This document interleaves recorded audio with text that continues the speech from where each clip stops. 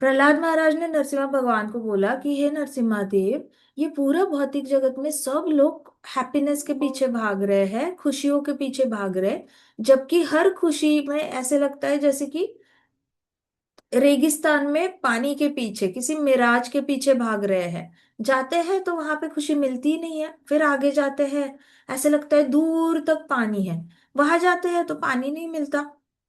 ऐसे करके दौड़ते ही रहते हैं, दौड़ते ही रहते हैं, लेकिन ये खुशी की तलाश में दौड़ते रहते हैं, लेकिन इनको खुशी कभी नहीं मिलती। ना मुझे कोई ऐश्वर्य में इंटरेस्ट है, ना एंजॉयमेंट में इंटरेस्ट है, ना मुझे अपनी आयु लंबी करने में इंटरेस्ट है, ना मुझे इस शरीर में इंटरेस्ट है। ये पूरा शरीर जो है बीमारियों का घर है और हमेशा तकलीफ देता रहता है। तो मुझे इस शरीर में भी ऐसा कोई स्ट्रांग बनने का कोई ऐसा शौक नहीं है, या सुंदर बनने का शौक नहीं है। तो मुझे इन सब से इंटरेस्ट नहीं है, मुझे बस एक ही चीज में इंटरेस्ट है, हे भगवान, कि मुझे आपका भक्त संग आपके भक्तों का शुद्ध भक्त संग चाहिए और उनकी सेवा चाहिए। मुझे बस इतना ही चाहिए, मुझे और कुछ नहीं चाहिए। ऐसे कहा उन्होंने। फिर प्रहलाद महाराज ने देवताओं को देखा और बोला, ये देवताओं के सामने मेरी क्या ही हैसियत है भगवान। ये सारे देवता लोगों ने सालों सालों से आपकी सिंसियरली सेवा करी हुई है, और मैं ठहरा असुर कुल का, मेरी तो इनके सामने कोई हैसियत ही नहीं है। और फिर भी मुझे आपसे आपको प्रेयर्स ऑफर करने का मौका मिल रहा है। मैं आपके करुणा की क्या ही बात करूं भगवान। इस पूरे जगत में आपसे ऊपर कोई नहीं है, ऐसी कोई चीज नहीं है आपके लिए। तो ना कोई उच्च कुल का है, ना कोई नीच कुल का है। मैं असुर कुल का हूं, फिर भी आप मेरे से प्रेयर्स सुन रहे हो। और ये सब लोग देवता लोगों ने इतने सालों से आपकी सेवा करी हुई है, फिर भी आपने मुझे चुना और आपने मेरे सर पे हाथ रखा, इनके सर पे हाथ नहीं रखा। मैं आपकी करुणा की क्या ही बात करूं। आप तो भक्त के प्रेम से ही जीत जाते हो, आपको तो भक्त के प्रेम से ही आप खुश हो जाते हो, ये भगवान। मैं मेरे अंदर बहुत ज्यादा भौतिक इच्छाएं थी, क्योंकि मेरी संगत में सारे भौतिक जगत के लोग थे। तो उनके अंदर इतनी सारी इच्छाएं थी, इसलिए मैं भी एक ऐसे कुएं में डूबता जा रहा था जहां पे इच्छाओं के सांपों का वो कुआं है, सांपों से भरा हुआ, और इच्छा ही इच्छाएं है। मैं भी उस कुएं में डूबने ही वाला था, इतने में नारद मुनि जी आ गए और उन्होंने मुझे उस कुएं से बाहर निकाला और भक्ति मार्ग पे मुझे चला दिया। उनके डिवाइन इंस्ट्रक्शंस, उनके उपदेशों के अनुसार ही मैं आज आपको प्रेयर ऑफर कर पा रहा हूँ भगवान। मैं उनकी सेवा कैसे भूल सकता हूँ। कृपा करके मुझे शुद्ध भक्तों की सेवा, क्योंकि एक शुद्ध भक्त ने ही मुझे बचाया है, तो कृपा करके मुझे शुद्ध भक्तों की सेवा दे दो, हे भगवान। हे भगवान, आपने मुझे मेरे पिताजी की तलवार से बचाया है। आपने ही पूरे ब्रह्मांड को कंट्रोल करके रखा है। वो आप ही हो भगवान, जो कारणोदाक्षय विष्णु बनकर महत तत्व में लेट जाते हो, गार्भोदाक्षय विष्णु बनकर हर ब्रह्मांड में चले जाते हो, और क्षीरोदाक्षय विष्णु बनकर सबके हृदय में रहते हो। हे भगवान, ब्रह्मा जी से लेके एक चींटी तक सब लोग आप पे डिपेंडेंट है। ब्रह्मा जी भी आपकी नाभि से ही जन्म लेते हैं, और ब्रह्मा जी कंप्लीटली आप पे डिपेंडेंट रहते हैं। प्रहलाद महाराज ने भगवान के अलग अलग अवतारों का गुणगान गाना शुरू किया। भगवान के सामने बताया कि भगवान आपने दशावतार लिए, तो आपने ये सारे अवतार में जब अभी आप प्रकट हुए तो आपका सिर्फ एक ही मकसद था, और वो मकसद था डिवोटीज, भक्तों का रक्षण। अब आप आए, आपने मेरा भी रक्षण किया और कई सारे भक्तों का और देवताओं का रक्षण किया मेरे पिताजी से। आप हमेशा ही भक्तों का रक्षण करने के लिए आते हो भगवान, और आप हमेशा डीमंस को मारते हो, हमेशा असुरों को मार देते हो और भक्तों को जितवा देते हो। मैं आपके आपके आपके गुणगान क्या ही गाऊं। आपकी करुणा का कोई लिमिट ही नहीं है, आपकी करुणा का कोई अंत नहीं है। आप इतने ज्यादा करुणा दिखाते हो कि आपका करुणा का कभी अंत ही नहीं होता। फाइनली प्रहलाद महाराज ने कहा, ओ बेस्ट ऑफ ग्रेट पर्सनालिटीज, मतलब हे भगवान, आप सारी पर्सनालिटीज में, सारे महान महान लोगों में सबसे महान हो। और मुझे, I am not afraid of this material existence, because wherever I am fully absorbed in you. मुझे इस भौतिक जगत में रहने का अभी आपके दर्शन के बाद इतना डर नहीं लग रहा, क्योंकि मैं जहां पे भी जाता हूं मैं सिर्फ आपको ये याद करता हूं। I am only concern for fools and Rascals. मुझे बस एक ही चिंता है कि जो ये पूरे ब्रह्मांड में जितने मूर्ख लोग और बिल्कुल ही निर्बुद्ध लोग, मतलब फूल्स मतलब मूर्ख कहा जाता है, रास्कल मतलब जिनको ये नहीं होता, क्या कहते हैं, कृतघ्न। कृतघ्न मतलब कोई अगर उन पे उपकार करता है तो उसके बदले में उनके अंदर थैंक यू वाली भावना नहीं होती, तो कृतघ्न लोग हैं। तो कहते कि मुझे बस इस दुनिया के मूर्ख लोग और कृतघ्न लोगों की चिंता हो रही है। मुझे अपनी चिंता नहीं है, क्योंकि मैं कहीं भी जाता हूँ मुझे आप दिख ही जाते हो। मुझे आपकी ही याद आती रहती है और मैं आपको देख रहा होता हूँ। लेकिन मुझे सारे मूर्खों की चिंता होती है, सारे कृतघ्न लोगों की चिंता होती है, क्योंकि वो लोग प्लान बनाते रहते हैं एंजॉयमेंट का। वो हमेशा कुछ ना कुछ एंजॉयमेंट का प्लान बनाते रहते हैं, और वो एंजॉयमेंट का प्लान को फुलफिल करने की, मतलब एंजॉयमेंट के प्लान को एग्जीक्यूट करने की सोचते रहते हैं। मतलब हम संडे को यहाँ जाएंगे, हम अगले साल वहां जाएंगे, हम अगले से अगले साल वहां जाएंगे, ये करेंगे वो करेंगे।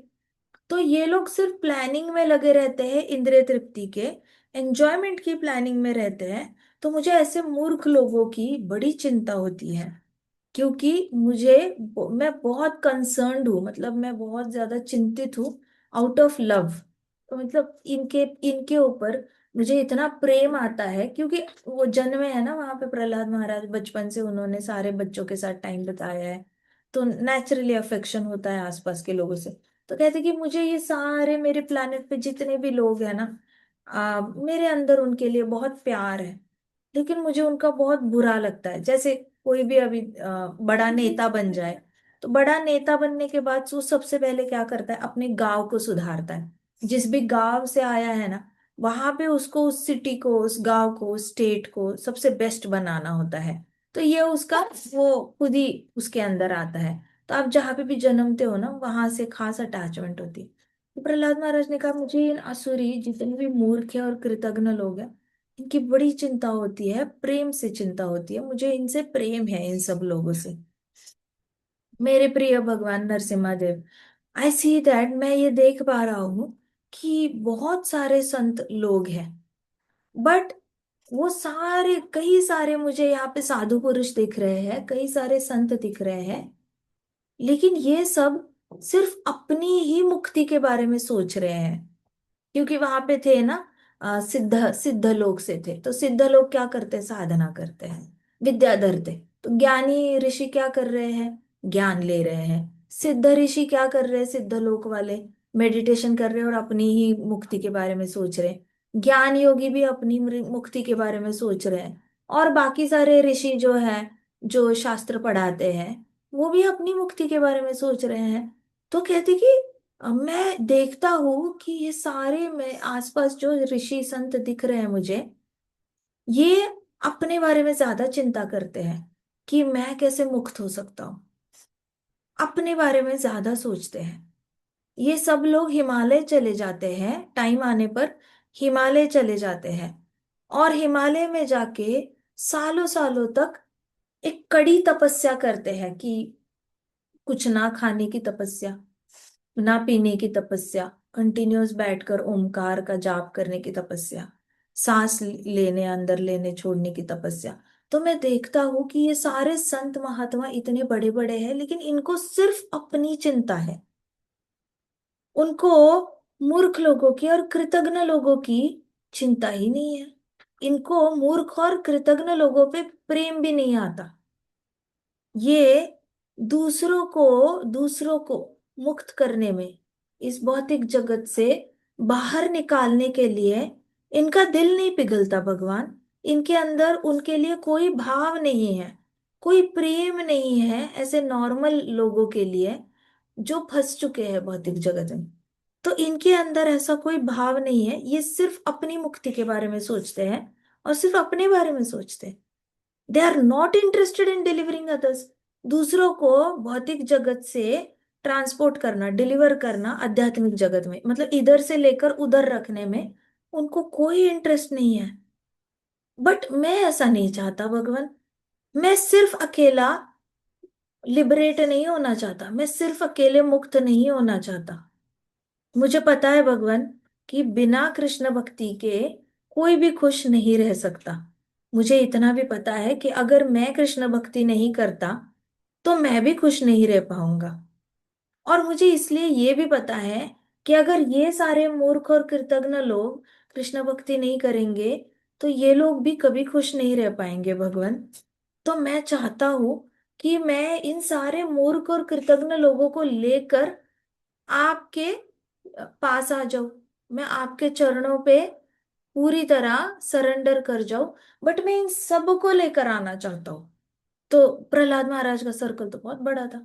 कहते कि जितने भी मेरे प्लेनेट पे जितने भी मूर्ख और कृतज्ञ लोग हैं ना, मैं सबको लेकर आना चाहता हूँ और आपकी चरणों पे शरणागति लेना चाहता हूँ भगवान। मैं सिर्फ अपने लिए नहीं सोच रहा हूँ। मुझे बहुत दया और प्रेम आता है इन सब लोगों पर। ये सब आपके ही पार्ट एंड पार्सल्स है, ये सब लोग आपका ही एक पार्ट है। तो मैं सिर्फ अपने अकेले के बारे में नहीं सोच सकता भगवान। देखो, एक प्रहलाद महाराज किसके घर पे जन्मे, राजा के घर पे जन्मे है ना। तो एक राजा कभी अपने लिए सोच नहीं पाता। राजा हमेशा प्रजा के बारे में पहले सोचता है और उसके बाद अपने बारे में सोचता है। राजा रात को सोता है ना, तभी सो पाता है जब उसको प्रधानमंत्री या अपने नीचे के जितने भी मंत्री आते हैं वो आके बताते हैं कि हाँ, राज्य का हर भूखा इंसान खाना खाकर सो गया है, राज्य में सारे बच्चे सेफ है, राज्य में सारी औरतें सेफ है। जब राजा के पास ऐसी न्यूज आती है ना, तभी राजा बड़े अच्छे से सोता है। लेकिन जब राजा के पास ऐसी न्यूज आती है ना कि राज्य में लुटेरे आ गए हैं, कुछ डाकू आ गए हैं, उन्होंने अपनी अपनी आर्मी बना दी है और ये औरतों को बच्चों को लूट रहे हैं, मार रहे हैं बूढ़े बूढ़े को, तो राजा रात को सोते वक्त आत्मग्लानि में सोता है, गिल्ट में सोता है। उसको लगता है कि मुझसे क्या गलती होगी, कौन सा यज्ञ मैंने नहीं किया, कौन सी पूजा मैंने नहीं की कि भगवान मुझे ऐसे पनिश कर रहे हैं। मैं ही जिम्मेदार हूँ, मैंने इनका रक्षण करना चाहिए। लेकिन ये गुंडों टोली और डाकुओं की टोली बनने तक मेरे लोग क्या कर रहे थे, सिक्योरिटी कम कैसे पड़ गई। तो राजा अपने आप को ही मन में कोड़े मारता रहता है कि मेरी गलती है, मेरी गलती है, मैंने ठीक से रिपोर्ट नहीं ली, मैंने ही सबको नहीं पूछा, मेरी गलती है। ऐसे करके राजा सो नहीं पाता।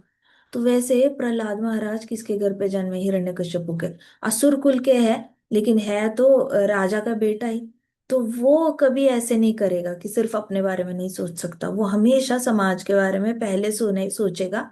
और अगर समाज में उसको लग रहा है कि हाँ, उसने समाज में इतने इतने लोगों का वो कर रहा है, भक्ति दे रहा है सबको, तभी जाके वो चैन से सो पाएगा।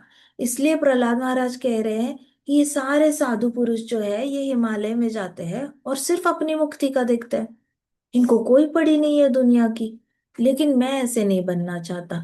मैं सारे मूर्ख कृतघ्न जितने भी लोग हैं जिन पे कोई नहीं दिया दया दिखाता, सब उन पे छीछी तूतू करते हैं, सब उनको बुरा भला बोलते हैं और कोई इनका कोई नहीं होता। देखा जाए तो इनको बहुत ज्यादा दुश्मनों का सामना करना पड़ता है, बहुत ज्यादा समाज में हेट्रेड से जाना पड़ता है।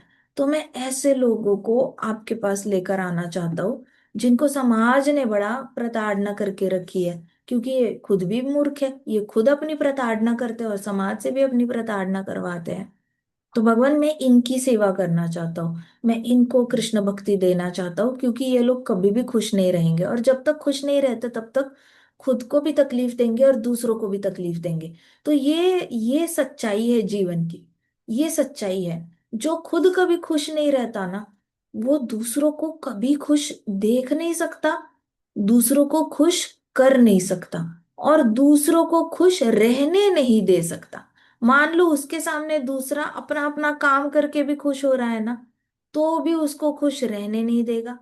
मतलब ऐसा नहीं कि चलो मैं भी खुश रहता हूँ तू भी खुश रहे, हम सब खुशी खुशी रहेंगे कृष्णा के एक अम्ब्रेला के नीचे, छाते के नीचे, शरणागति ऐसा नहीं है उसका। उसका होता है कि मैं खुश नहीं हूं ना, तो मैं आसपास के किसी को खुश नहीं रहने दूंगा। और चलो किसी किसी का दिल बड़ा अच्छा होता है, वो नहीं चाहते आसपास के लोग दुखी हो, लेकिन वो खुद ही इतने दुखी रहते हैं कि आसपास के लोग उनको देखकर दुखी होते रहते हैं। क्योंकि वो तो आसपास के लोग उसका दुख महसूस कर पाते हैं ना, फैमिली महसूस कर पाती है दुख। अगर पड़ोस में भी किसी की डेथ हो गई है तो हमारे अंदर भी बुरा लगता है ना कि अरे इनके घर में बड़ा बुरा हुआ, ऐसे हुआ वैसे हुआ। तो पड़ोस में चार पांच घरों में भी मातम मना होता है कि इनके घर में डेथ हुई है ना, ज्यादा लाउड म्यूजिक नहीं बजाना, ज्यादा पार्टी नहीं करना, शोर नहीं मचाना, इनके घर में डेथ हुई है, ऐसे कहते हैं। समाज में एक घर में डेथ हो जाए तो आसपास के दो तीन घर डिस्टर्ब हो जाते हैं। अब सोचो, सामाजिक तौर पे बड़ी बड़ी बसें जलती है, बहुत ज्यादा ऐसे हिंदू मुस्लिम मुस्लिम के जब झगड़े होते हैं, किसी ऐसे अलग अलग जाति के झगड़े होते हैं, और बड़े पैमाने पे लोग आपस में घर जला रहे, ये जला रहे, तो कितनी तकलीफ होती होगी। जिनके घर नहीं जले हैं ना, उनको भी उतनी ही तकलीफ होती है जितनी जिनके घर जले हैं उनको तकलीफ हो रही है। जिनके घर जले हैं वो तो फिर भी टेंशन में निकल जाएंगे और सोचेंगे अब अगली रोटी पानी कहाँ से कमानी है, सोच लेते हैं। वो तो भूल ही जाएंगे अपने घर को, आगे निकल जाएंगे और टेंशन में यही सोचेंगे कि अब कहाँ से कमाए, अब नेक्स्ट रोटी कहाँ से आएगी, अब घर कहाँ पे बनाए, छोटा घर कहाँ पे ले, क्या बेचे, कहाँ से चार रुपए कमाए और परिवार का लालन पोषण। अब वो उस विचारों में बिजी हो गए। लेकिन जिन्होंने देखा है इनका घर जलते हुए, ये तो दिन रात सो नहीं पाते क्योंकि उनको फील होता है उनका दर्द।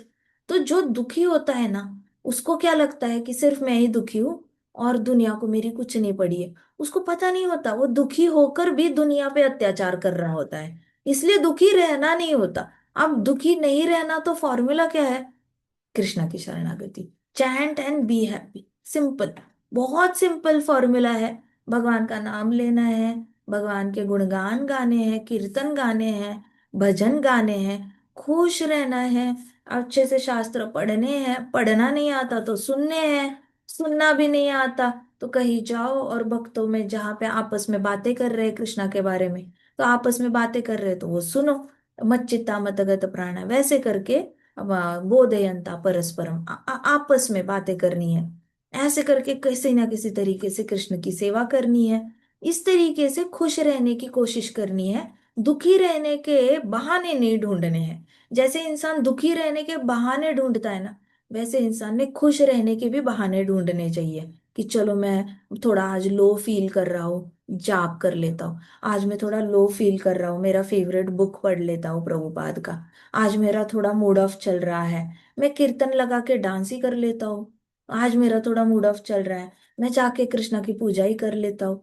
तो बहाने ढूंढो खुश होने के, खुश होने का फॉर्मूला अपना लिखा होना चाहिए, अपने दिमाग में लिखा हुआ होना चाहिए कि मुझे खुश होना है तो मैं डीटी वर्शिप करता हूँ, मुझे खुश होना है तो मैं जाप करता हूँ, मुझे खुश होना है तो मैं भागवतम पढ़ता हूँ या फिर मैं भगवत गीता पढ़ती हूँ, मुझे खुश होना है तो मैं कृष्णा के पेंटिंग्स करती हूँ, कृष्णा के स्केचेस करती हूँ, मुझे खुश होना है तो मैं हारमोनियम पे कीर्तन कर लेता हूँ, करताल बजा लेता हूँ और कीर्तन गाता हूँ कृष्णा के सामने। कुछ ना कुछ आपको खुश होने का कृष्णा के साथ कनेक्ट करके खुश रहना पड़ेगा, क्योंकि ये बस एक दुखी, किसी को पता ही नहीं होता कि उसका दुख आसपास के चार लोगों को कितना दुखी करता है।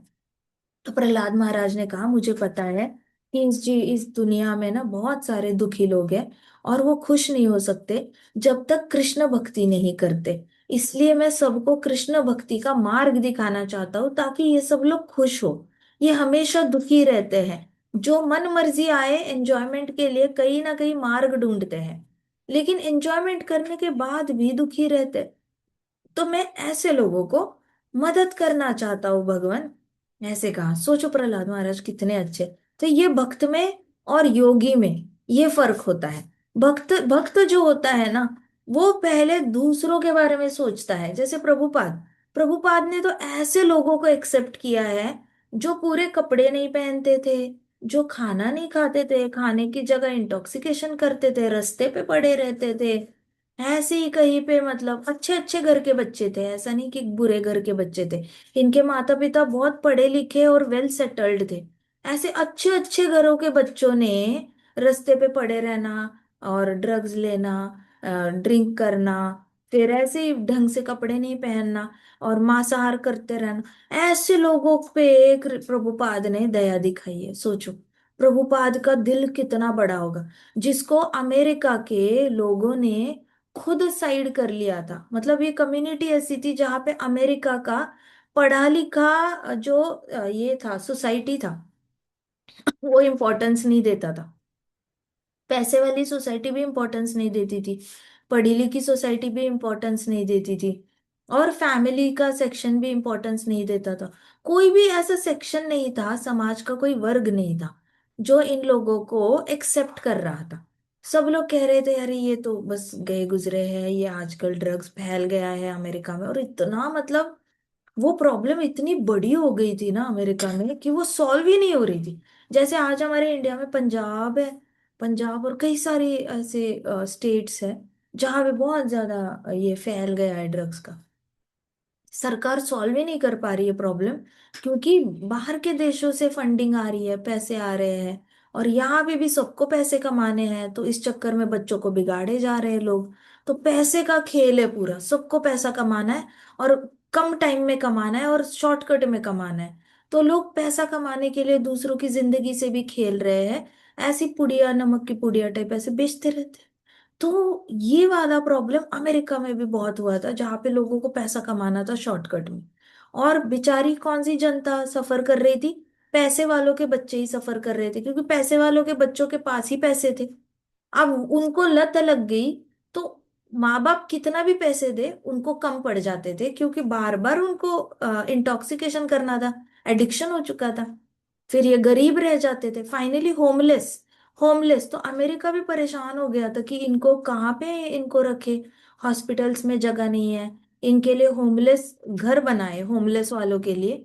लेकिन इन लोगों के पास शक्ति नहीं होती थी कि वो चल के जाए और उस होमलेस में जाकर अपना एडमिशन कराए। वहां पे नहाने की सारी फैसिलिटी थी, रहने की फैसिलिटी थी, सुबह का ब्रेकफास्ट भी गवर्नमेंट ही फ्री में देगी। लेकिन नहीं, इतनी भी मतलब होश नहीं होता था। तो सोचो, जैसे प्रहलाद महाराज ने नर्क लोक में इतने सारे असुर कुल पे दया दिखाई, और प्रभु भगवान को बोला, नरसिम्हा देव को, कि हे नरसिम्हा भगवान, मैं इन सारे मूर्ख लोगों को आपकी शरण लाना चाहता हूँ। इनके बारे में कोई भी नहीं सोच रहा, इनको सब लोगों ने साइड कर दिया है, कोई इनको अच्छा नहीं कहता। अब तो हिरण्यकशिपु मर गया, अब ये सारे असुर कुल को अच्छा कौन कहेगा? अब तो देवताओं ने अपना मतलब शासन करना है। देवताओं ने बोलना है कि चल चल, तेरे पूर्वजों ने मेरे पूर्वजों को मारा है, तेरे पूर्वजों ने मेरी फैमिली को मारा है लाखों लाखों साल तक, अब हम तेरे को नहीं छोड़ेंगे। तो देवता लोग आएंगे ना इनका बदला लेने के लिए, क्यों नहीं आएंगे? इनको तो गुस्सा आएगा, हमारे घर पे अटैक करके रखा था। तो कहते कि अब ये लोगों को सारे समाज ने साइड कर दिया है, मैं इनको मदद करना चाहता हूँ। ये होता है शुद्ध भक्त का साइन। अगर शुद्ध भक्त आपको आइडेंटिफाई करने हैं ना सोसाइटी में, ऐसे आइडेंटिफाई करना कि वो हमेशा एक ऐसे समाज के सेक्टर को हेल्प करते हैं जिसको समाज बहुत ज्यादा ये नहीं कर रहा है, अप्रिशिएट नहीं कर रहा है। तो शुद्ध भक्त हमेशा ऐसे समाज को ज्यादा प्रायोरिटी देंगे। प्रभुपाद ने जैसे अमेरिका में ऐसे लोगों को भक्त बनाया जिनसे तो गवर्नमेंट ने भी उम्मीद छोड़ दी थी। और अमेरिका ने फिर प्रभुपाद का नाम इसमें अभी हार्वर्ड में प्रभुपाद पे केस स्टडी हो रहा है। हार्वर्ड में लिखा गया, a swami who bought revolution in America when hippie community was creating chaos. ऐसे लिखा है हार्वर्ड में। शुरुआत ही सिलेबस की ऐसी होती है कि एक स्वामी की, ये सारी ये है सिलेबस है, एक स्वामी ने अमेरिका की सबसे बड़ी प्रॉब्लम सॉल्व की थी। सो प्रहलाद महाराज कहते कि मुझे ऐसे लोगों की मदद करना है। सो हमेशा याद रखना, देखो भक्तों में, भक्तों को भक्त मदद करने वाले मिल जाएंगे, लेकिन जो नॉन डिवोटीज है, जो भक्ति में नहीं है ना, उनको मदद करने में हमारा सबसे ज्यादा टेस्ट होता है। हमारी सबसे बड़ी परीक्षा तब होती है जब कोई भक्त नहीं है, और हम उसको कुछ ना कुछ उसको करके कृष्ण भक्ति उसको देते हैं और उसकी मदद करते हैं ना, तब हम जाके कह सकते हैं कि हाँ, हम प्रहलाद महाराज के चरण कमलों पे चल रहे हैं, उनके जो भी फुटप्रिंट्स है उस पे फॉलो कर रहे हैं, प्रभुपाद के फुटप्रिंट्स पे फॉलो कर रहे हैं। जो ऑलरेडी भक्ति में है, जो ऑलरेडी आस्तिक है, उसको भक्ति में लाना बड़ा आसान है। लेकिन जो बिल्कुल भी, जिसको दुख से भरा हुआ है, दुख से घिरा हुआ है, उसको भगवान का नाम लेने के बारे में सोचने की भी फुर्सत नहीं है, वो सोच भी नहीं सकता, इतना दुख में गिर के रोए जा रहा है, रोए जा रहा है, रोए जा रहा है। ऐसे लोगों को कृष्ण भक्ति देने से कृष्णा बहुत खुश होते हैं, बहुत ज्यादा खुश होते हैं। तो प्रहलाद महाराज ने कहा मैं ऐसे लोगों को मदद करना चाहता हूँ भगवान, मैं अकेला सिर्फ अपने बारे में नहीं सोचना चाहता। गृह मेडीज वांट टू एंजॉय। तो जो गृह मेढी होता है, एक तो होता है गृहस्थ, दूसरा होता है गृह मेढी। मेढी मतलब बकरी, है ना, बकरा। बकरे कैसे होते हैं, सब ऐसे एक डायरेक्शन में जाते हैं, ऐसे ऐसे ऐसे, वो देखते नहीं है कि मैं लेफ्ट जाऊं या राइट जाऊं। सारे भेड़ बकरे जिस डायरेक्शन में जा रहे हैं ना, उस डायरेक्शन में जाते हैं। तो भेड़ बकरियों के पास अपना दिमाग नहीं होता। आप देखो कभी भी, अगर बहुत सारे भेड़ हो, आपने अगर शिमला मनाली गए हो कभी तो आपको पता चलेगा, वहां पे रोड पे ना बड़े सारे भेड़ ऐसे ही आ जाते हैं और रास्ता ब्लॉक कर देते हैं। इतनी बड़े ऐसे मोटे मोटे होते हैं। और इनको मतलब सोचो, रोड के लेफ्ट में ढेर सारी घास है, राइट में ढेर सारी घास है, जाओ ना, इधर तो जाओ उधर तो जाओ, नहीं। अब कोई भी भेड़ हिल नहीं रहा है तो बाकी भी नहीं हिलेंगे। तो इनको चाहिए कि कोई उनको हमेशा ऐसे ऐसे लकड़ी से ना ऐसे स्टिक लेकर ऐसे ऐसे करे, राइट से ऐसे ऐसे ऐसे करे करे करे। अब पीछे से थोड़ा थोड़ा करेंगे, उसके सामने एक लड़का वॉक करता हुआ चाहिए। तो वो वॉक करते हुए ऐसे ऐसे करके आ जाओ आ जाओ आ जाओ ऐसे करेगा। फिर एक दो भेड़, चार भेड़ उस लड़के के पीछे ऐसे ऐसे करके चलेंगे, सिर्फ उस लड़के के पाव को देखते देखते वो भेड़ ऐसे ऐसे वॉक करेंगे। अब उन चार भेड़ों के पीछे शीप्स होती है, उन चार शीप्स के पाव को देखकर पीछे की शिप्स और शीप्स उनके पाव को कॉपी करती है और उनके पीछे से चलती है। फिर उसके पीछे के 10 20, तो सब लोग एक दूसरे के पाव को देखकर बस ऐसे ऐसे वॉक करते जा रहे हैं। उनको कोई रास्ता याद नहीं रहता कि वो कहाँ जा रहे हैं, किस दिशा में जा रहे हैं, कुछ नहीं। तो भेड़ होता है ना, वो अपना दिमाग यूज नहीं करता, वो बस ऐसे फॉलो करता जाता है, सामने वाले के पाँव देखकर ऐसे ऐसे ऐसे ऐसे करके चला जाता है। तो गृह मेढ़ी जो होता है ना, वो वैसे ही होता है। अच्छा, वो लोग क्या कर रहे हैं, अच्छा इन्होंने घर में मांस लाया है आज, चलो हम भी संडे को लाएंगे। अच्छा वो लोग क्या कर रहे हैं, वो अंडे खाते हैं, चलो हम भी कर लेंगे। अच्छा अच्छा, वो लोग क्या करते हैं, हर सैटरडे को पार्टी करते हैं, चलो हम भी प्लान कर लेते हैं। अच्छा वो लोग हमेशा मूवी देखने जाते हैं, चलो हम भी देखने जाते हैं। मतलब खुद की कोई बुद्धि नहीं होती।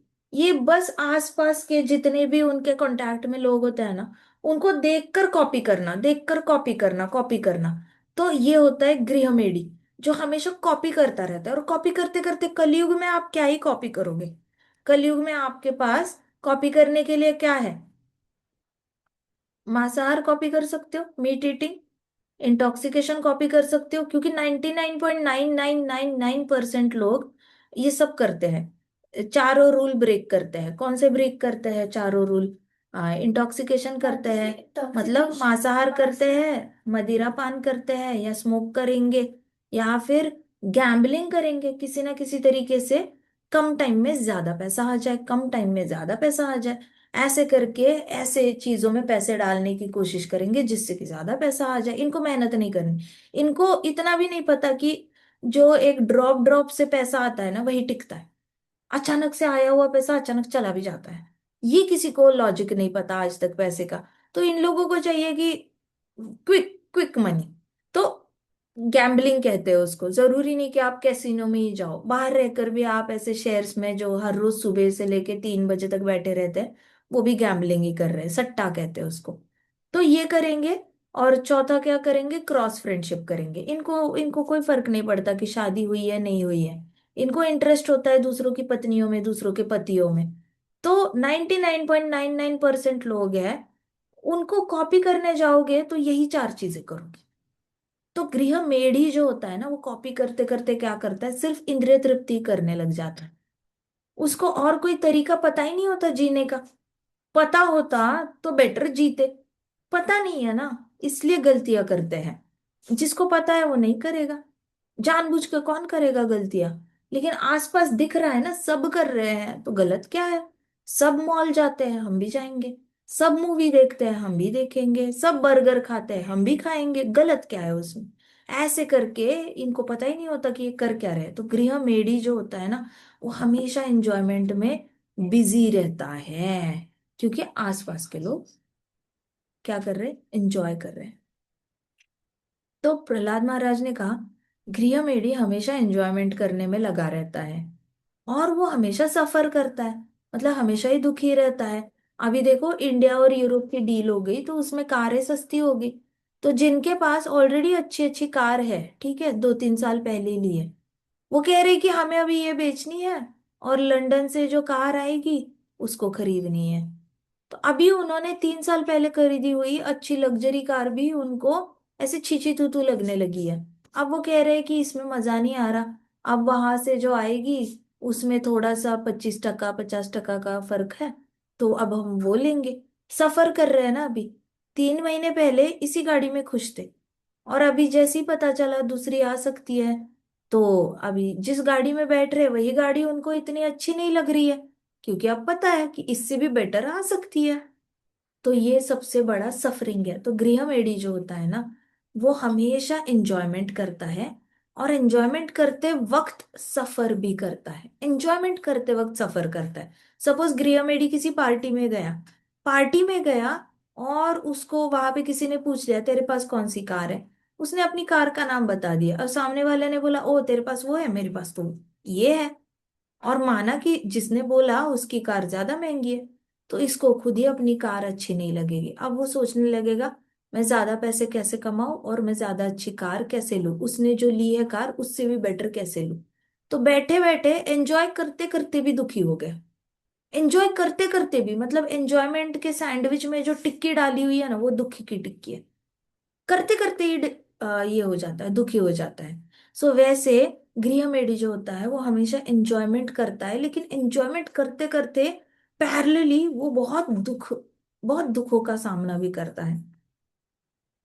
और जिनके उनके पास दोज हु आर धीर, और जिनके पास धैर्य होता है, सोबर होते हैं मतलब ड्रिंक नहीं करते, और हमेशा मतलब अलर्ट रहते हैं जिंदगी में। तो जो जिनके पास बहुत सारा धैर्य होता है, विनम्रता होती है, तो वो क्या करते हैं, अपनी इच्छाओं को सहन करते हैं। उनके अंदर भी इच्छाएं आती है, ऐसे नहीं आती। बट जिसके पास धैर्य होता है ना, जो रुकता है और उसको लगता है कि हाँ, हो जाएगी ये इच्छा भी पूरी हो जाएगी, ये चाहिए ना कभी मिल जाएगा। इस बर्थडे पे नहीं मिला तो अगले बर्थडे पे मिल जाएगा, कोई बात नहीं, मिल जाएगा। ऐसे करके किसी किसी के पास धैर्य होता है, तो वो अपनी इच्छाओं को भी टॉलरेट कर लेता है। मतलब उसको पता होता है कि मुझे ये इच्छा परेशान कर रही है, लेकिन वो सह लेता है अपनी इच्छा, सह लेता है इच्छा और सहता है। लेकिन ये जो बाकी मूर्ख और रास्कल्स जो है, फूल्स एंड रास्कल्स, मतलब जो मूर्ख है, he doesn't suffer like fools and Rascals. मतलब वो बाकी मूर्खों की तरह और कृतघ्न लोगों की तरह इतना ज्यादा एक्सट्रीमली दुखी नहीं होता। कृतज्ञ इंसान क्या सोचेगा, हाय मेरे पास ये कार है, काश बड़ी होती, और फिर परेशान होता रहेगा, सबको ब्लेम करेगा, तुम्हारी वजह से मेरी सैलरी ज्यादा नहीं है, तुम्हारी वजह से मेरा बिजनेस ज्यादा नहीं है, तुम्हारी वजह से इतने पैसे नहीं है, ये नहीं है वो नहीं है, मुझे जो कार चाहिए वो मैं खरीद नहीं पा रहा हूँ बस। तो वो क्या है, कृतज्ञ। वो कभी खुश नहीं रह सकता। और जो मूर्ख है, मूर्ख तो वैसे भी खुश नहीं रह सकता, क्योंकि उसको समझ ही नहीं आता कि उसको चाहिए क्या जिंदगी में। तो प्रहलाद महाराज ने कहा कि गृहमेढ़ी जो होता है ना, वो हमेशा दुखी रहता है, कितना भी खुश रहने की कोशिश करे, बट वो हमेशा दुखी रहता है। और तो और, जो सोबर इंसान रहता है, जो धैर्य रखता है, वो अपनी इच्छाओं को टॉलरेट करके फिर भी सह लेता है अपनी इच्छाओं को। लेकिन वो गृहमेढ़ियों की तरह इतना ज्यादा एक्सट्रीमली दुखी नहीं होता, मतलब मूर्खों की तरह दुखी नहीं होता। Wise man do not bother themselves. अब जो वाइज होता है ना, सत सत विवेक बुद्धि वाला इंसान, वो अपने आप को टॉर्चर नहीं करता। मतलब आप सत सत विवेक बुद्धि, जिसके पास शास्त्रों वाली बुद्धि है ना, आप उसको कभी अम, परेशान नहीं देखोगे, जीवन से हताश होके बैठा है, सब कुछ हार के बैठा है, और उसको लग रहा है कि अब मेरी जिंदगी में कुछ नहीं बचा, ऐसे हताश कभी नहीं देखोगे। जिसके पास ऐसे विवेक बुद्धि होती है ना, शास्त्रों की, तो वो कभी अपने आप को टॉर्चर नहीं करता, इच्छाएं पूरी नहीं हुई इसलिए वो नहीं टॉर्चर करता। अब वो अपने आप को टॉर्चर नहीं करता तो वो दूसरों को भी टॉर्चर नहीं करता, है ना। अपने आप को टॉर्चर नहीं करेगा तो दूसरों को भी टॉर्चर नहीं करेगा। तो he does not bother himself neither others, क्योंकि उसके पास वो वेदों का पढ़ाई करता है, वो वेद शास्त्रों की पढ़ाई करता है। इसलिए ना वो अपने आप को तकलीफ देता है, ना वो दूसरों को तकलीफ देता है। दैट इज द रीजन मैं कहती रहती हूँ फ्री टाइम में भागवतम पढ़ो। फ्री टाइम मिलेगा ना, एक ही काम करना है, भागवतम पढ़ना है, भगवत गीता पढ़नी है, भागवतम पढ़ना है। फ्री टाइम में क्या करना है? भगवत गीता और भागवतम पढ़ना। हाँ, फ्री टाइम में ये दो ही काम करो। क्यों? क्योंकि जो भगवत गीता भागवतम जैसे वैदिक स्टडी करता है, ना वो अपने आप को तकलीफ देता है ना दूसरे को तकलीफ। सपोज आप स्कूल से आए और आपका बहुत ज्यादा मूड ऑफ है, आपको बहुत रोना आ रहा है, आपको लगता है आपकी मम्मा को खुशी मिलेगी आपको रोते हुए देखकर? मिलेगी क्या खुशी? No message. हाँ जी आर्या, खुशी मिलेगी? माता जी। नहीं मिलेगी ना खुशी। तो आप लोग रोगे तो आपकी मम्मा को खुशी नहीं मिलेगी, अब आप दुखी हो। आपका हैप्पीनेस फॉर्मूला क्या है? अगर आप वाइज हो, इफ यू आर वाइज, अगर आपके पास सत सत विवेक बुद्धि है, तो आप क्या करोगे? अपने आप को रो रो के टॉर्चर नहीं करोगे। आप क्या करोगे? वैदिक स्टडी करोगे। मतलब भागवतम खोल के पढ़ने लग जाओगे। माना कि भागवतम पढ़ते पढ़ते, पहले पैराग्राफ पढ़ते पढ़ते ही आंसू आंखों से आंसू टपकेंगे, दूसरा पैराग्राफ पढ़ते पढ़ते भी आंसू टपकेंगे। पढ़ते जाओ पढ़ते जाओ, रुमाल लो, आंसू को पोंछो, पढ़ते जाओ पढ़ते जाओ, इतना पढ़ते जाओ। और आप खुद पता चलेगा आपको, थोड़ी देर बाद आप भूल ही जाओगे कि मैं रो रही थी या रो रहा था। आपको पता चलेगा कि भागवतम पढ़ने के बाद सडनली अंदर से ही वो फीलिंग दुख वाली आ नहीं रही है। अब आप कोशिश करके देखो दुख को वापस लाने की और वापस रोने की। आप वापस याद करके देखो किस चीज को लेकर आप रो रहे थे। इम्पॉसिबल है कि आप रोना आएगा, इम्पॉसिबल है, क्योंकि आप वापस जा ही नहीं पाते। कि इतना, इतनी पावर है ना भागवतम में, इतनी ज्यादा पावर है कि आप रोते रोते भी पढ़ते हो ना, रोते रोते पढ़ते रहते हो पढ़ते रहते हो पढ़ते रहते हो। और फिर आप एक बार, आपका चैप्टर हो गया पढ़ के, और फिर आप सोचते हो कि मैं क्यों रो रही थी या मैं क्यों रो रहा था। अब आप सोचने की कोशिश करो और जानबूझ के अपने आप को दुखी करने की कोशिश करो, नहीं कर पाओगे। आपका ना हृदय की कैपेसिटी में से वो कृष्णा डिलीट कर देते हैं। तो ये प्रहलाद महाराज कह रहे हैं, भगवान आप जिसके भी हृदय में जागृत हो जाते हो, उसको आप सदैव आनंदी कर देते हो। कैसे कर देते हैं? ऐसे, अभी आप खुद पता है, आप कभी कभी हरि कथा में आते होगे, इससे पहले दुखी होते आते होंगे, कभी ना कभी तो ऐसे हुआ होगा ना कि कुछ ना कुछ प्रॉब्लम चल रही है और आप परेशान हो। हरी कथा में आते हो, 1 घंटे में आप भूल नहीं जाते क्या हुआ था क्या नहीं हुआ था? होता है या नहीं होता? और हरी कथा के बाद आपको उतनी इंटेंसिटी से दुख फील होता है क्या? इंटेंसिटी कम होती है ना? होती है हाँ ना? हाँ। हाँ। Yes mata ji. See this is the power of Bhagavatam.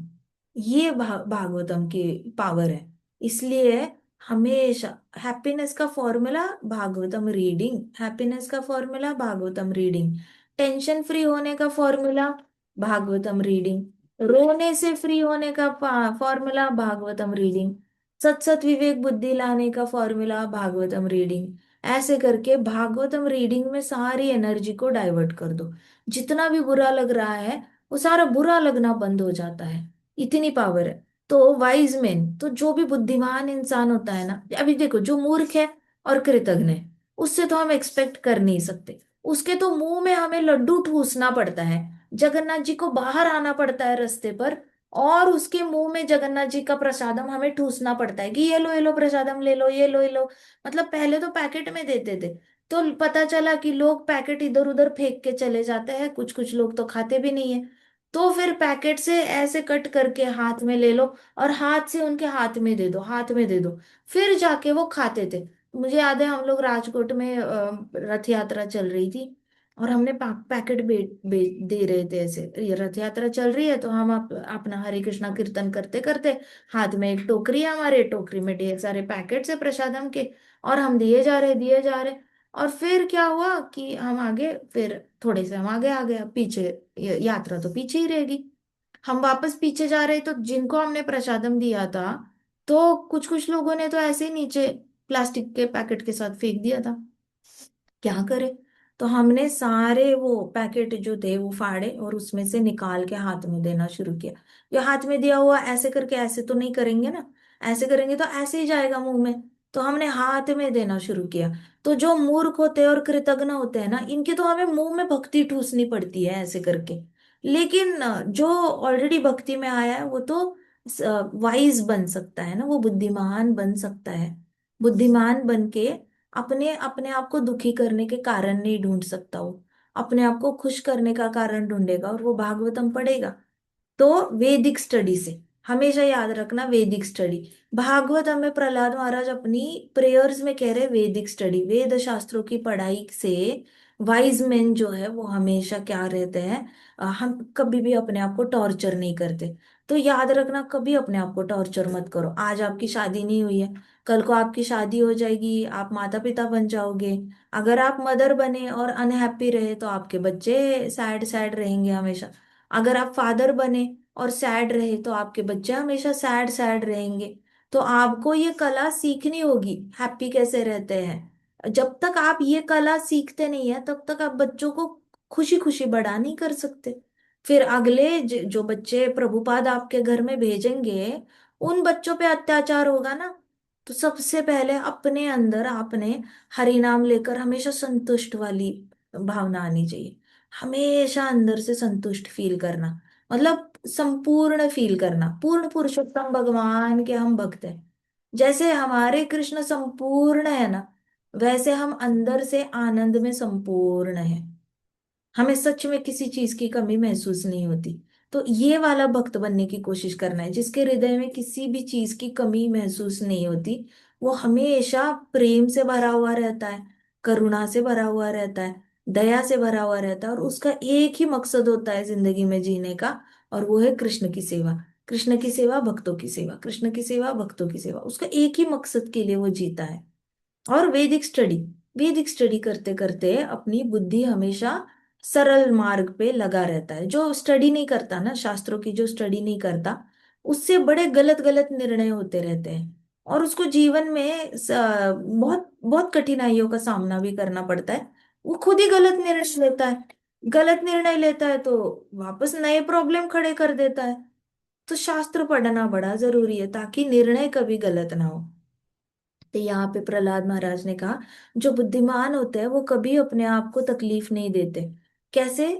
हमेशा शास्त्रों की पढ़ाई करते रहते हैं, इसलिए वो प्रैक्टिकली, मतलब हमेशा भक्ति में उलझे हुए रहते हैं, एंगेज रहते हैं, हमेशा बिजी रहते हैं, भक्ति करते रहते हैं और भागवतम पढ़ते रहते हैं।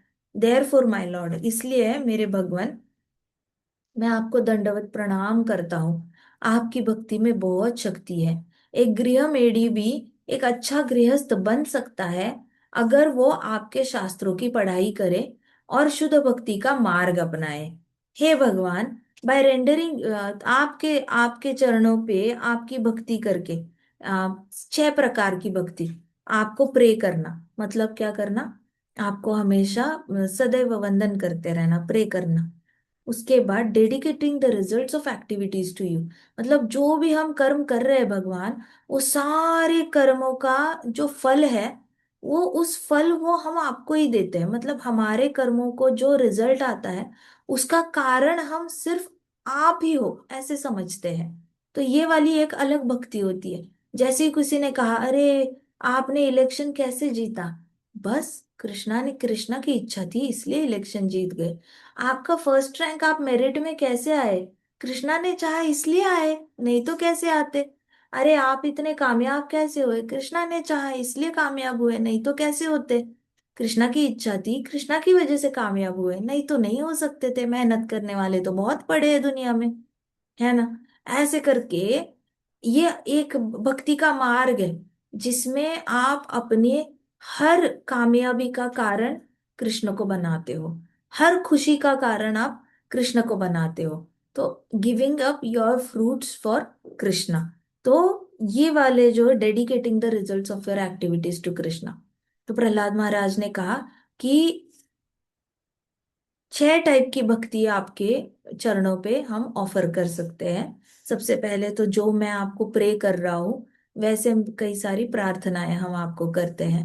दूसरा तरीका है कि हमारे जीवन में कुछ भी अच्छा होता है तो उसके कारण आप ही हो, ये हम अंदर से भी एक्सेप्ट करते हैं और दूसरों को भी वही बताते हैं।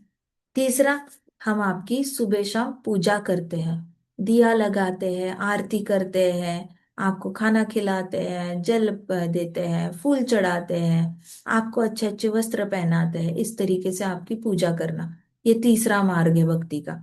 चौथा मार्ग है आपके आपके दास बनकर रहना। मतलब आप ऑन बिहाफ ऑफ यू काम करना। जैसे प्रभुपाद ने, कृष्णा तो चैतन्य महाप्रभु तो चाहते थे कि गांव गांव में हरि नाम गूंजे।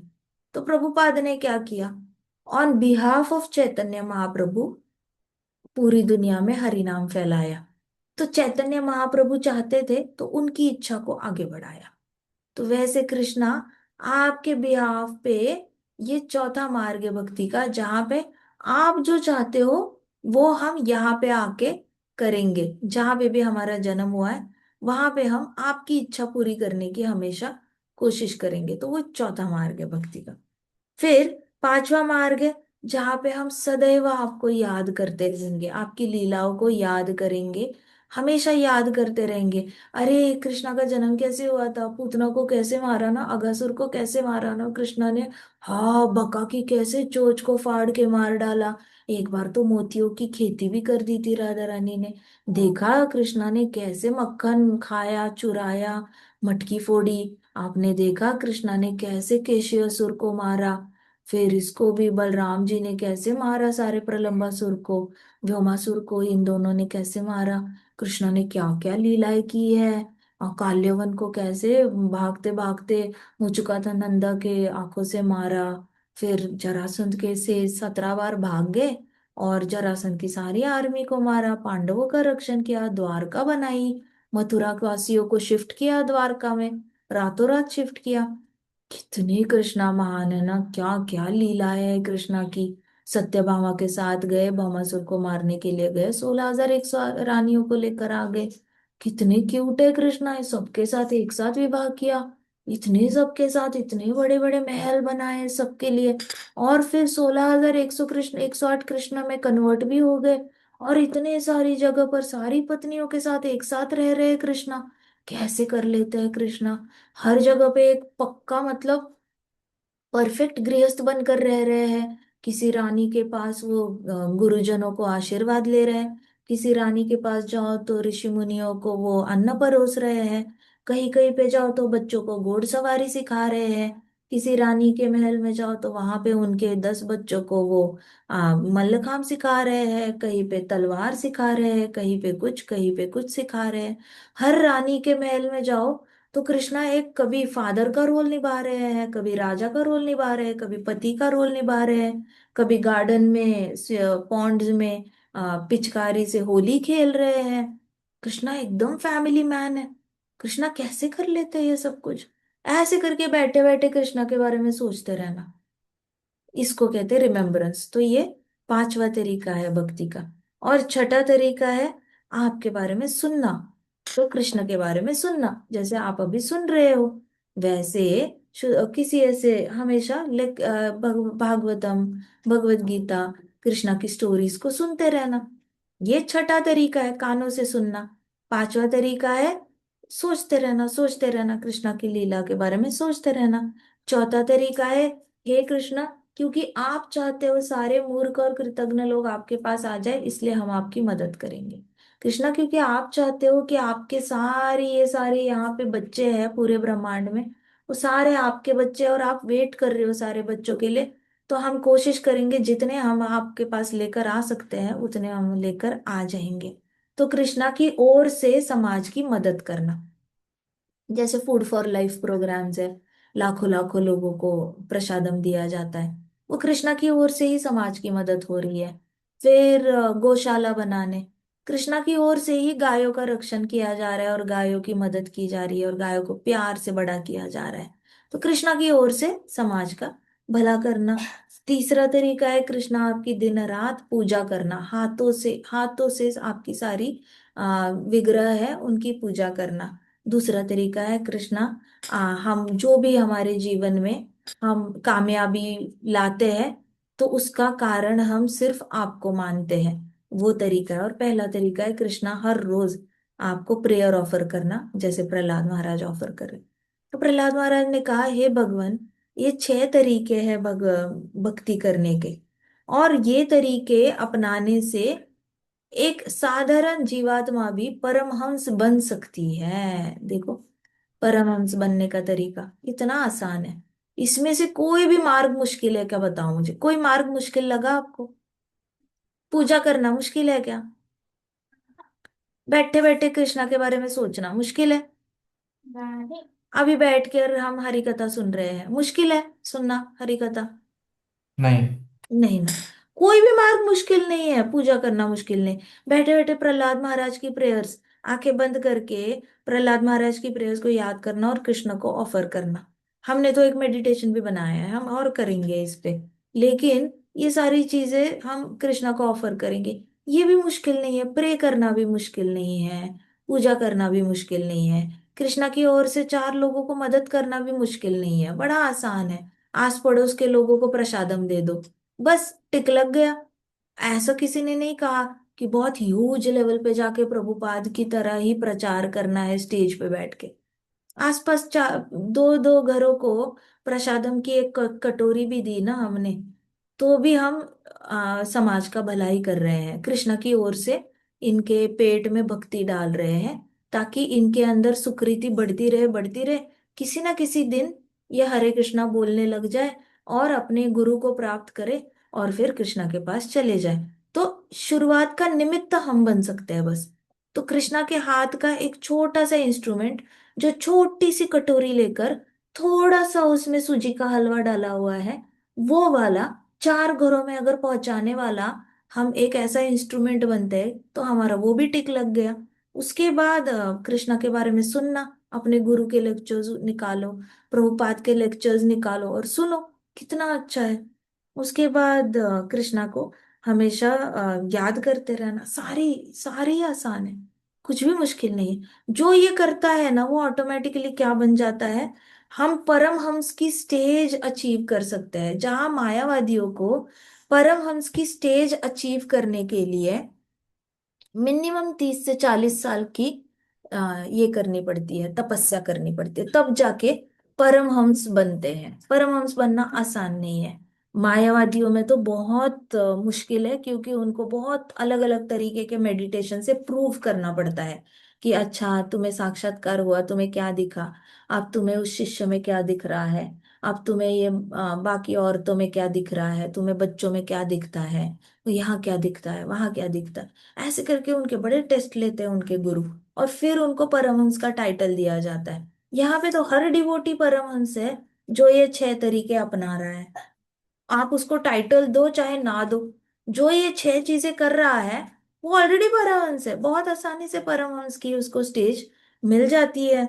सो we can achieve the paramahamsa stage by doing all this 6 ways of devotional service, ऐसे कहा प्रहलाद महाराज ने।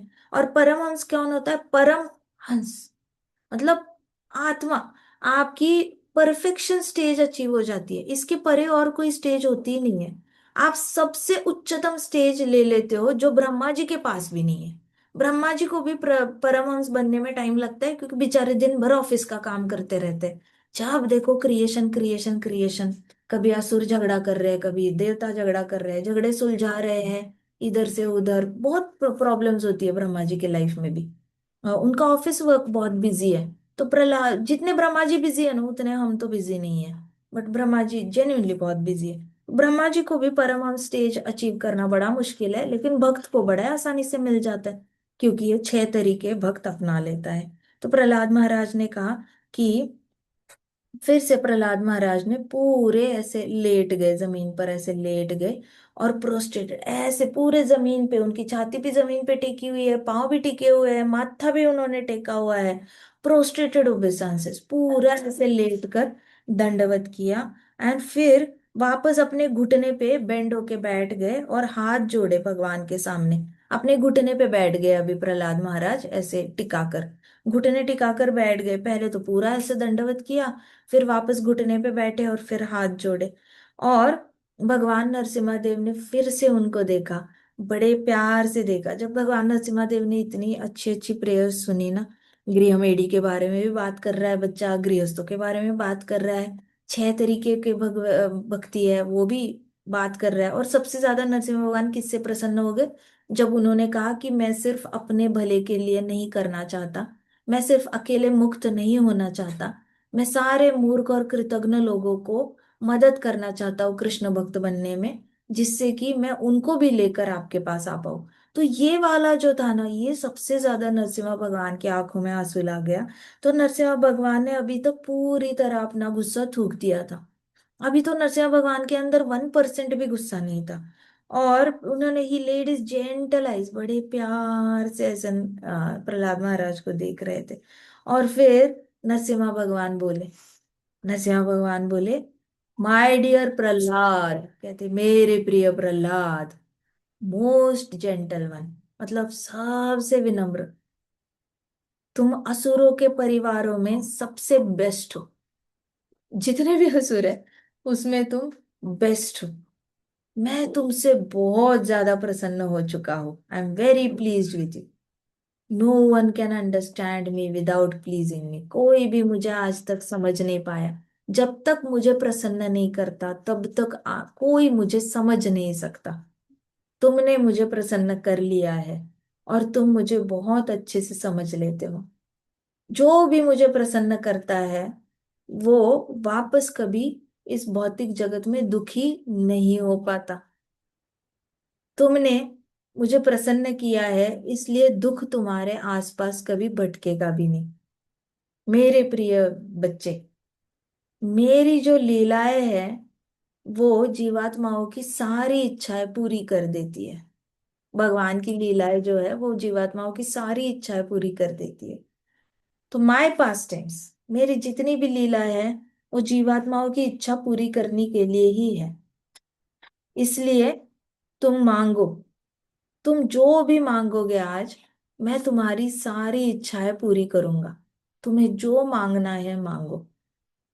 प्रहलाद महाराज ने स्माइल किया, ही स्टेयर्ड एट, और वो देखते रह गए नरसिम्हा भगवान को, बस देखते रह गए, भगवान के चेहरे को देखते रह गए। भगवान बात कर रहे थे, नरसिम्हा भगवान, और प्रहलाद महाराज नरसिम्हा भगवान को ऐसे देखते रह गए, स्टेयर करते रहे।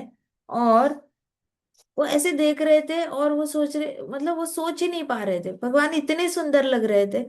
तो यहाँ पे नारद मुनि जी कहते कि नरसिम्हा देव इतने सुंदर लग रहे थे, प्रहलाद महाराज उनको बोलते हुए देख रहे थे, और उनको कुछ याद ही नहीं आ रहा था, उनका ध्यान ही नहीं जा रहा था कि मुझे क्या चाहिए। मतलब वो ब्लैंक हो गए थे। ही एब्सोल्युटली, जब उनको पूछा जा रहा है बच्चा बोल तुझे क्या चाहिए, वो पूरी तरह मग्न हो चुके हैं भगवान का दर्शन करने में। How could I want anything else, Narad मुनि जी कहते कि इस ये बच्चा कैसे कुछ मांग सकता है जब सामने इतना सुंदर दर्शन हो रहा है। इससे सुंदर और क्या हो सकता है दुनिया में? वो कैसे कुछ मांग सकता है जब इतना सुंदर रूप लेकर भगवान सामने आए हैं? तो प्रहलाद महाराज कुछ बोल नहीं पाए। लेकिन आगे क्या मांगेंगे वो हम कल की कथा में देखेंगे। ठीक है। ग्रंथराज श्रीमद् भागवतम की जय। शिला प्रभुपाद की जय। श्री श्री राधा श्याम सुंदर की जय। श्री श्री कृष्ण बलराम की जय। वृंदावन धाम की जय। समस्त भक्त वृंद की जय। हरे कृष्णा कृष्णा कृष्णा हरे हरे, हरे राम राम राम हरे हरे, हरे कृष्णा संकीर्तन यज्ञ की जय।